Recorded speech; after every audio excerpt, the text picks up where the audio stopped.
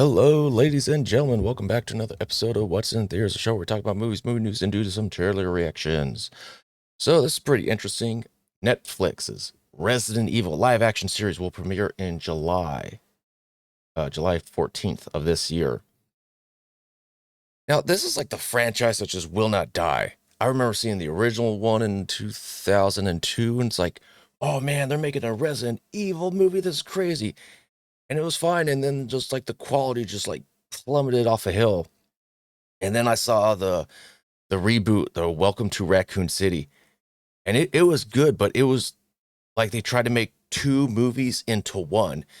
They needed to space it out and let it breathe a little more. It was just like, oh, this thing from the game, and then this thing from the game, and then this thing, and then this thing, and it just didn't. It was like this and this and this, and it wasn't like an even flow. Like there was no cohesion. It just tried to Easter egg it up, Easter egg it up. So hopefully, this series can let it breathe a little more. The first ever live action Resident Evil series is head to Netflix this summer. The streaming service has announced today with a series premiering on July 14th, 2022. Next, Netflix promises that the series will redefine the legendary horror franchise. The all new series expansion brings the best of the Resident Evil DNA forward. Badass heroines, insane creatures, some new, some familiar, a battle of survival, and of course, a deep mystery to unveil. Andrew Dabb, Supernatural, expands the directions with fresh storytelling,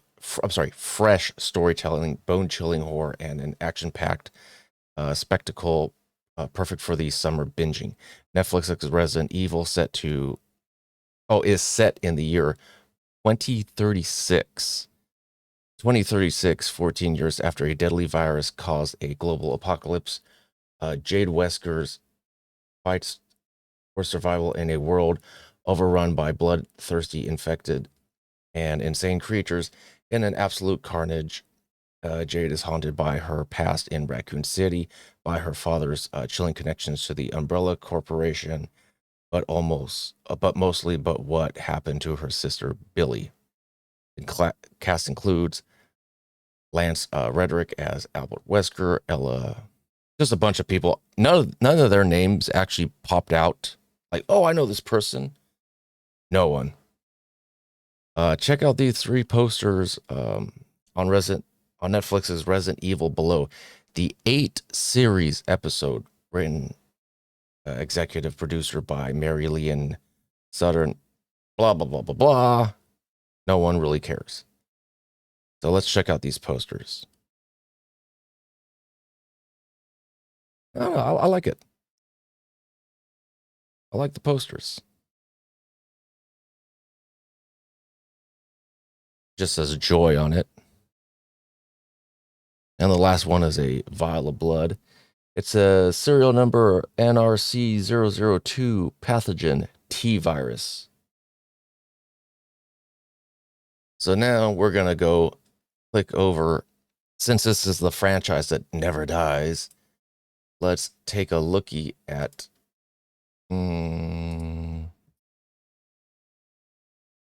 this. This is the box office of the Resident Evil franchise. Nope, that was too much. Let's see. This will go from the number 1, 2, 3, 4, 5, 6, and then the last one little space is the reboot. Yeah. Oh, okay, cool. So the first one, let's see. The first one had a budget of 33 million. This is all according to Wikipedia, by the way. 33 million worldwide, made 103 million. And we got the second one, Apocalypse, budget 45 million, made 129 million. Okay, so it did go up. Next one, Extinction, budget 45, worldwide 149. Now let's see, Afterlife, 60 million. Wow, worldwide made 300 million. This one was in 3D though. So that probably the extra price of admission probably contributed to an extra amount in the box office. Let's see. Retribution, $65 million budget. Ooh, okay, this is the first one to show a drop. Made 240, still respectable. And then what was supposed to be the final chapter, budget 40 million, made $314 million worldwide. So this franchise is profitable, no doubt. And the last one, budget of 25 million, only made 41. And that was the Welcome to Raccoon City. I mean, it was good, but it was too compressed. They needed to let it breathe more. But I thought the first, let's say the first third of it, I thought was actually pretty good. So I wouldn't mind seeing a sequel to this film. I thought it was pretty good. So hopefully the Netflix series can do that for us, because it said it takes place in 2036. So let's say 20. Now, what I'm curious about, crap, sorry guys, because it says 2036. Now, is this picking up off of the Mila Jovovich one? Or is it going to be its own unique unto itself kind of franchise? I'm just curious if it's going to reboot it fresh, or it's like, people kind of know what Resident Evil is.